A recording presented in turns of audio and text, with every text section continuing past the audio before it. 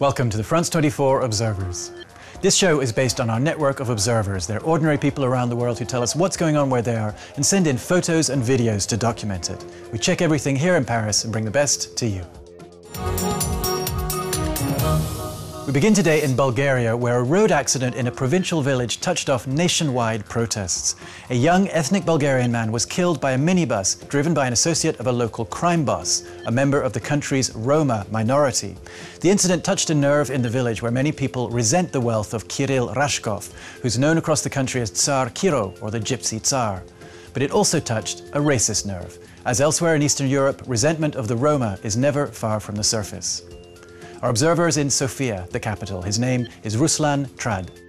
After the death in Kanunitsa, people in the village and football hooligans from the region set fire to Kirill Rashkov's house. Their anger then spilled over into general resentment of the Roma.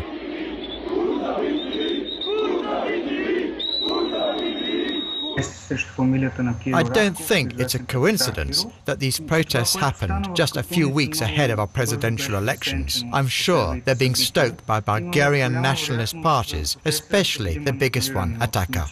There weren't only nationalists in the protests. There were people who are sick of the police protecting crooks like Rashkov. But it was the nationalists who were chanting slogans against the Roma and the Turks. Things like, "Bulgaria is for Bulgarians."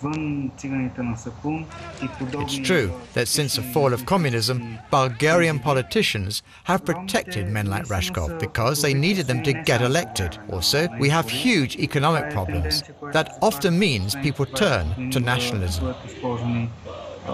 As for me, I'm half Syrian. Right now in Bulgaria, anyone who's different can become a target. Now to Algeria. The oil-rich government has so far been able to head off any Arab Spring-type protests by heavy spending on social programs. There's still a lot of resentment and frustration among the largely young population, however. And there's one place, it seems, where Algerians are free to criticize whatever and whomever they like: in soccer stadiums. We head to Algiers with our observer, whom we'll call Amin.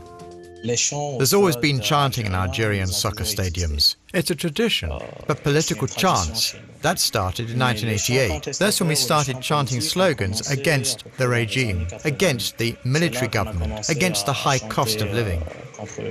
We haven't really had an Arab Spring in Algeria, so stadiums are the only place young people are free to say what they think. For instance, here's one of the chants. That means they've been planning to build the Algiers metro since my grandfather's day. That means they're living it up in France or Spain, while ordinary Algerians don't even have a roof over their heads. That one means, yes, they've ended the years of terror, but they were behind them too.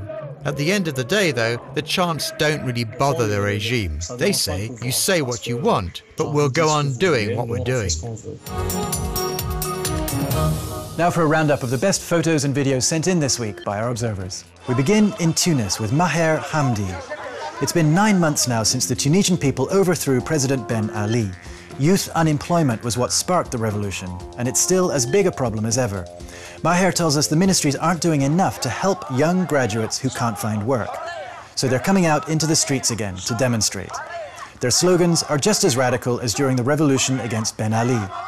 Here they're chanting, "We have the right to work, you band of thieves." Now to the village of Duduza in South Africa with Michelle and Marius Mustard, who shot this astonishing video. They were just a few hundred meters from a gigantic tornado. It wreaked havoc on the village, destroying dozens of houses, killing one person, and wounding 160 others. Next stop, Florida, with Chris Colwell. Chris was a skydiving instructor, but then something horrible happened. He was filming one of his students during a jump. Everything was going fine until the student lost control. He started falling too fast. Chris tried to catch up to him and ended up running into him and breaking his own neck. Chris will never walk again. He's now in a wheelchair and lives in Dubai, where he's trying to rebuild his life. He posts videos online talking about his experience and trying to help other people suffering a handicap like his. His intimate and funny videos have made him a star online. Our last stop is Houston, Texas, with Sarah Sherman. Sarah is 29 and has been deaf since birth. She learned to speak, but until recently, she had never heard her own voice. Can you tell? Oh, that's exciting! Can you hear me? And you hear your voice? Now doctors have given her cochlear implants. She can hear her own voice and other people's, so she no longer has to lip read. That's it for this week, but you can continue to follow our observers online. Check out our website for their latest reports, our Facebook and Twitter pages, and our iPhone app. See you next time, here or online.